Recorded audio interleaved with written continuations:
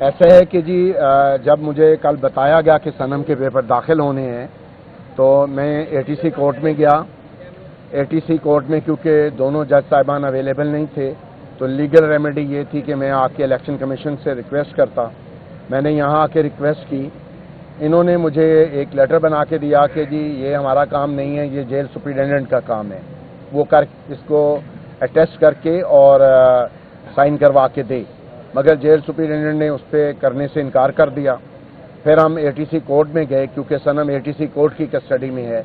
پھر A T C court نے اپنا ایک ریپرزینٹیٹیو اور ہمارے لیگل ایڈوائزر کو آتھورائز کیا کہ وہ جا کے جیل میں اوتھ کمشنر کے ساتھ جا کے اس کو فارم سائن کروائیں اور وہاں سے فارم سائن کروا کے ہم لے کے آئے.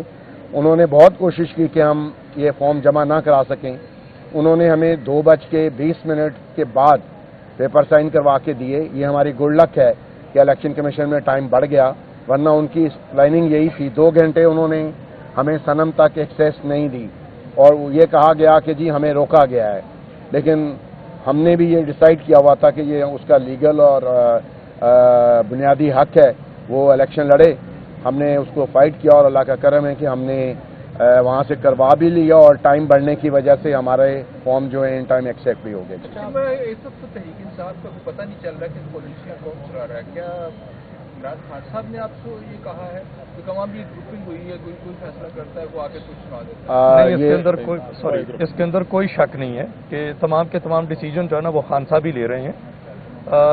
یہ جو کچھ لوگوں کی خواہشات کے بعد اگر کوئی اس کے اندر مس انڈرسٹینڈنگ ڈیولپ کرتی ہے تو اس کا کم از کم پی ٹی آئی کے نظریے یا پی ٹی آئی کے جو پالیسی ہے اس کے ساتھ کوئی تعلق نہیں ہے. ان میں سے کس نے کہا کاغذات جمع؟ ہمیں تو عمر ایوب صاحب نے رپورٹ کیا, یہاں پہ بتایا کہ جن کے کاغذات جمع کرنے ہیں. ظاہر ہے کہ انہوں نے وہاں سے ڈیسیجن لیا ہے کیونکہ اس کے بغیر کوئی بھی ڈیسیجن نہیں ہوتا. اس میں کوئی مجھے یہ اطلاع دی گئی تھی کہ یہ آرڈر عمران خان صاحب کی طرف سے ہے اور آپ نے جا کے اس کو فلفل کرنا تو اور میں نے ایسا ہی کیا ہے. اب یہ میں نہیں سمجھتا کہ اس پہ کسی قسم کا کوئی ڈاؤٹ ہونا چاہیے. یہ پارٹی کی, ان کی پی ٹی آئی کی پارٹی کی پالیسی. یہ بتائیے گا پنجاب اسمبلی میں سے 12 میں سیٹیں آپ کتنی امید ہے, کتنی سیٹیں نکالنے میں کامیاب؟ یہ تو جو ریشو کے مطابق لے لیں گے. لاسٹ ٹائم بھی جب پریزیڈنشل الیکشن ہو رہے تھے تو ایک انٹرویو کے دوران میں نے کسی کو بتایا, میں نے کہا آپ کو سرپرائز ملے گا.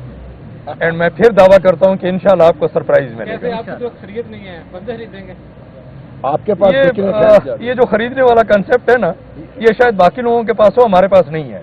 ہم اپنی سنسیریٹی کے ساتھ کام کریں گے اور انشاءاللہ سینس پریویل کرے گا. لوگ خود بخود اتنی سمجھ بوجھ ابھی رکھتے ہیں کہ کون صحیح اور کون غلط ہے. نون لیگ والے ووٹ ڈالیں گے. یہ دیکھیں جس طرح ہارے ہوئے لوگ اعلان میں کہتا ہوں کہ جی چلو آپ کی بات کو میں وہ سپلیمنٹ کروں گا کہ جو فارم 47 والے ہیں نا وہ دیں گے.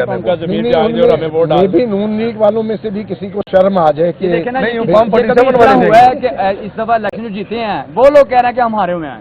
کبھی اس طرح ہوا ہے؟ اسی طرح اس الیکشن میں بھی ہوگا انشاءاللہ تعالی. ابھی تو ایک لاسٹ بات, ابھی تو کبھی کبھی جب اسمبلی میں بات ہوتی ہے نا تو اس میں سے کچھ ساتھی جو ہے نا وہ کہے جاتے ہیں کہ ہم 45 والے ہیں, 47 والے نہیں ہیں.